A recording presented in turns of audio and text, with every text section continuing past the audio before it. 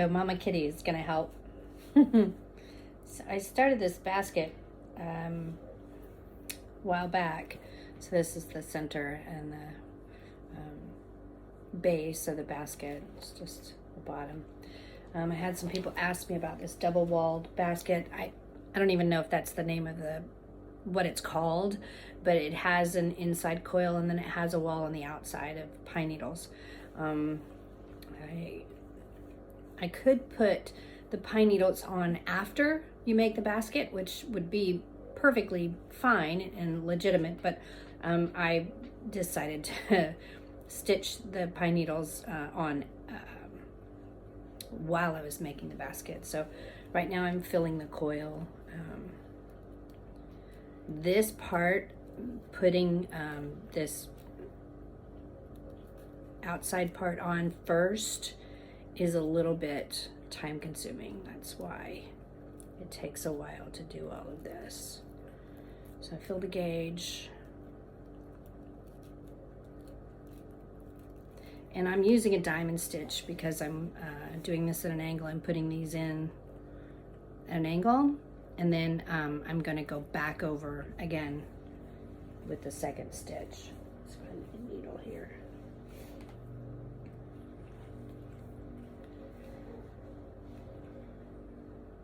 Like that.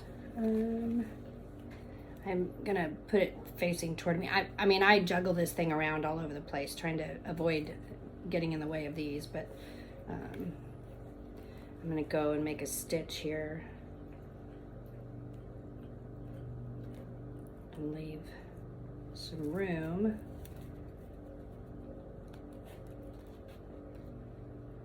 to drop these.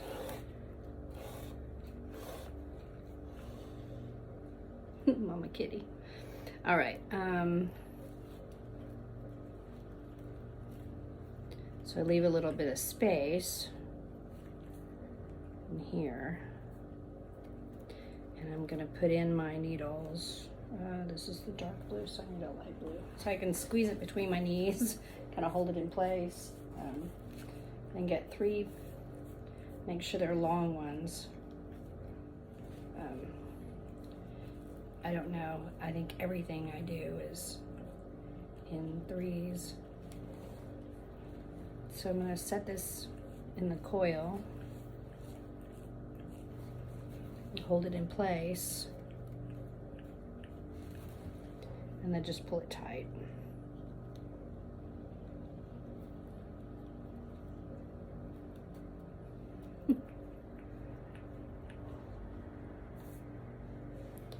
So that looks like this.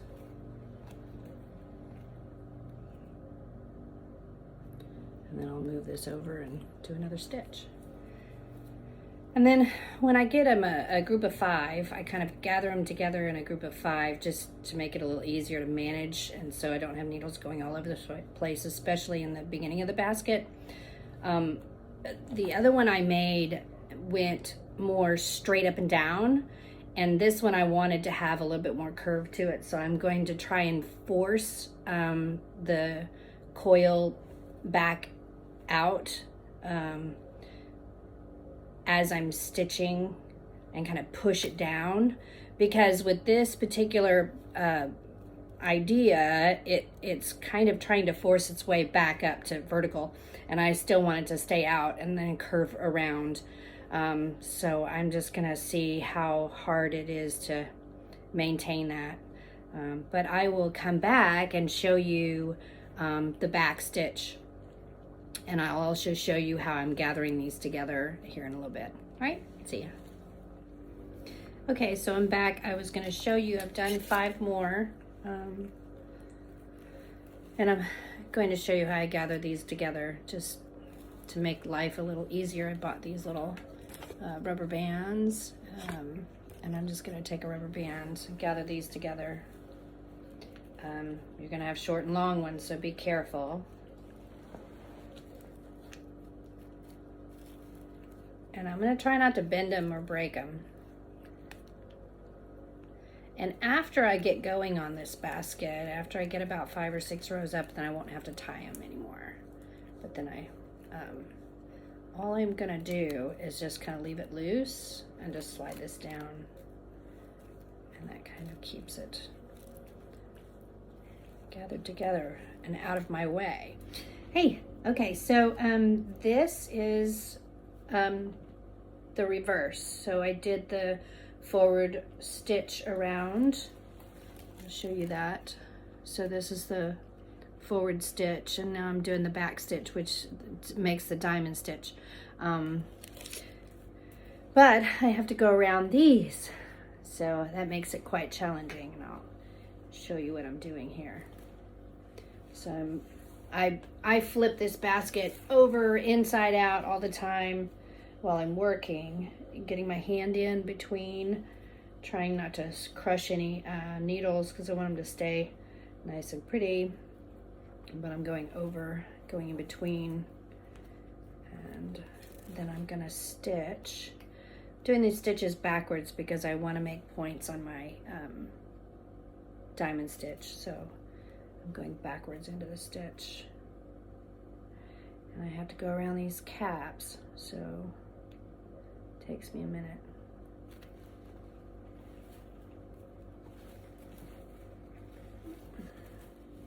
And be careful, because you don't want to break your caps off with your string. That would make me sad because I just started. I mean, it's easy to replace them now, and if they get it stuck, pulling this through.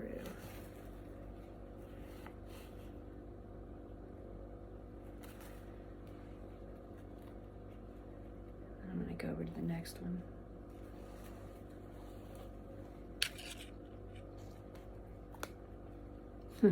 Guess it'd be a little easier if I had a shorter piece on here. When I get this through, I will show you. Put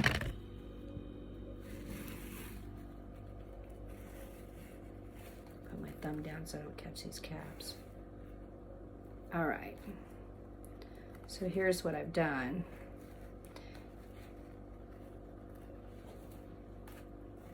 Is I've done the forward stitch and then the back stitch.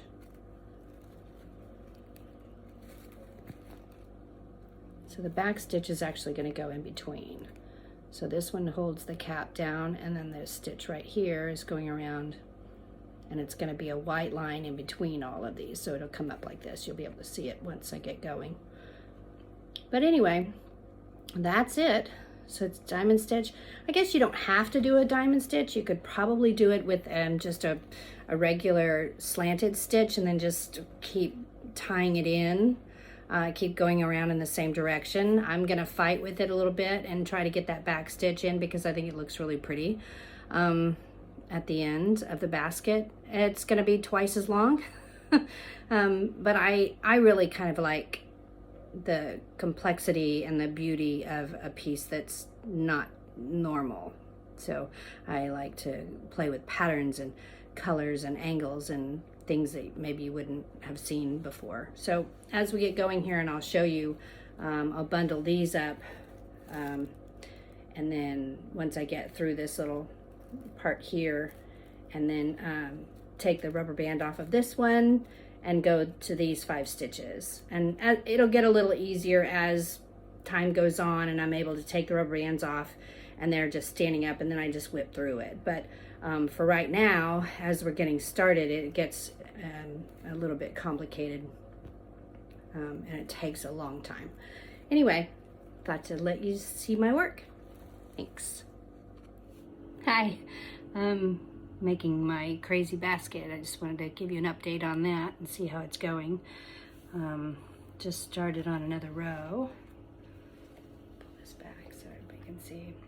I have discovered, which was really cool, is that I can leave everything attached to it. I don't have to change at all, and I don't have to take the rubber bands off. So what I'm doing now is move the gauge, and I'm just gonna sew this through here, stitching backwards.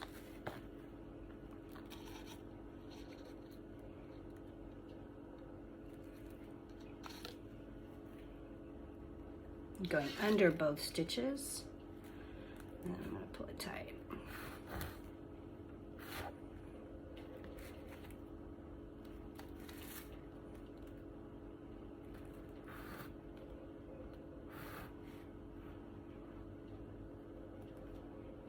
So what I'm doing is I'm making the first half of the diamond stitch.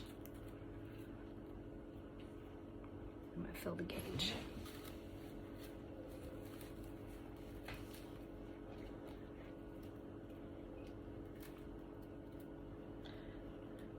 Call it feeding the beast because it has to be done all the time.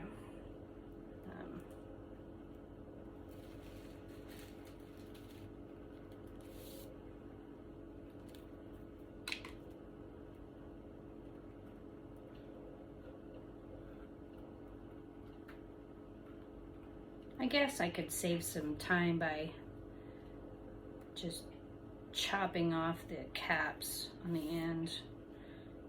I just kind of break it off and I take the 3 leaves from my longleaf pine tree.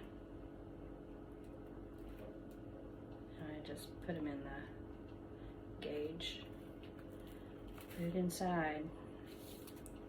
It tries to force its way out. But it's fine. You just kind of keep manipulating it and keep pushing it to where you want it to go.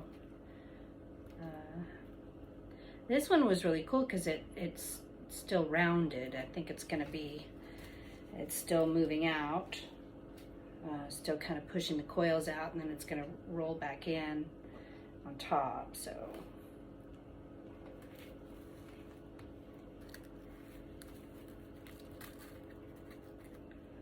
move my gauge, pull it tight.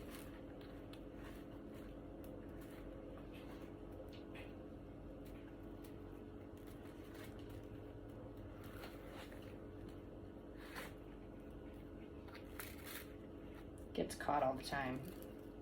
But it's easier getting caught on a bundle than it is getting caught on individual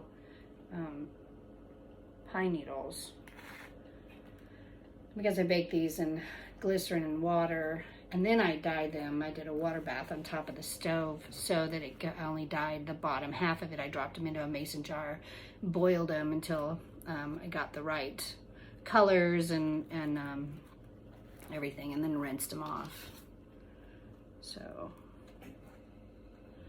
moving backwards because I want that point on the diamond stitch.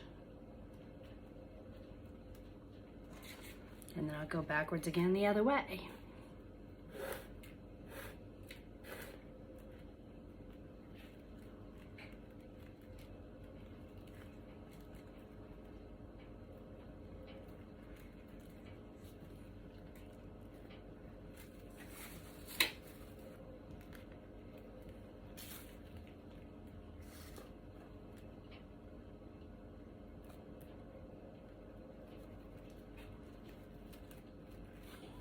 It's crazy.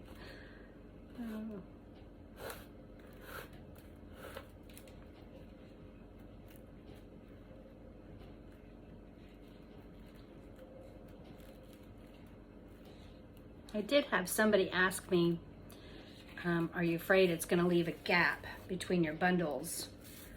But it hasn't happened yet, and when I did the basket the first time with the other design, it looked fine. I didn't notice that there was a gap in between every 5 needles or every bundle.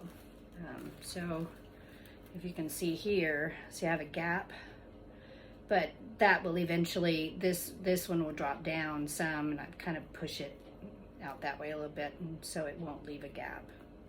So it didn't leave a gap on the last one. Just, yeah, don't worry about it so much. You can manipulate it after you kind of get the coils made inside, and the basket starts to form, and this starts to rise up on the top.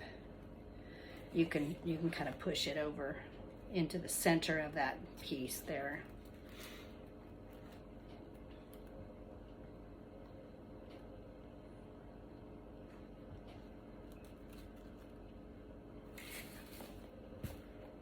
See, it gets caught like that, but it just pops off. Just be careful you don't break them. That's the whole thing. You don't want to break them off. That would be sad. But they're baked in glycerin and water. And then I bake the dyed ends also in glycerin and water, so it's kind of hard to do this and show you the video at the same time. I'm trying to video and make the basket at the same time, so it goes a little quicker when I don't.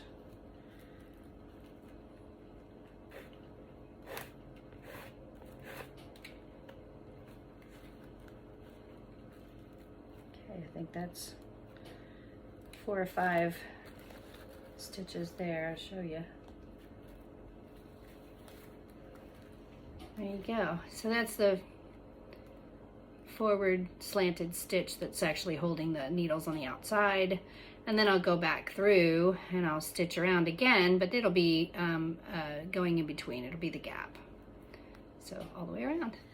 So I wanted to show you a little bit more of this crazy basket. I've kind of worked through a few rows and I went ahead and took the rubber bands off because I don't need them anymore. They're gonna hold themselves in place, and I can also adjust, because remember I had the rubber bands every 5 or so stitches. You can still see gaps, but I can push the needles around and kind of adjust it so it will you won't be able to see the gaps once the piece is completed.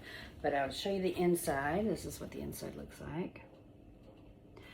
This little black piece of string there is the start, so it kind of helps me keep track of where that is.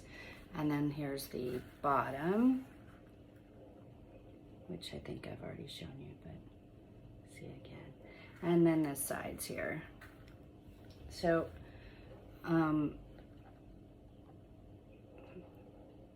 as you can see, I mean, they're standing up nice and straight because it's starting to curl. It's starting to curl, the basket's starting to curl up. So I'm gonna go about 3 or 4 more rows up, probably where the colors is. And then I'm gonna start curling it in toward each other so you won't be able to see most of the inside. It's still in pretty good shape. I try not to make a mess of the start and stop stitches on the inside. I want the inside to look just as good as the outside, but inevitably it just gets messed up and I get frustrated. I'm leaving longer tails on here because I'm going to take those and put a needle on it and sew it back down into the basket. I tied a knot where I attached the new string, and you can see over here on this side I didn't do a very good job. I cut it off too early and I didn't leave enough to sew back into the basket, so it made a little wad of string there. It's not very pretty. The reason I started this is because I've already made one like this. It was a dream. I guess you would call it a double-walled basket, but I've never seen anybody do it like this before. So, and I make these baskets because nobody's told me I can't. So, just wanted to show you my work. So, that's it. You can see this is a start, and that's why that's gapping right there. Hopefully toward the top it won't be so bad, and I can adjust it and kind of push everything together. But everything else looks pretty good.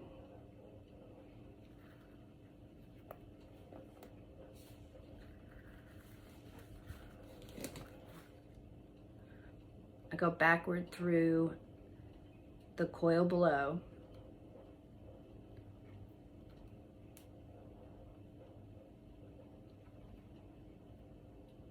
Through both stitches backwards. And the reason I do that is so when I pull it tight,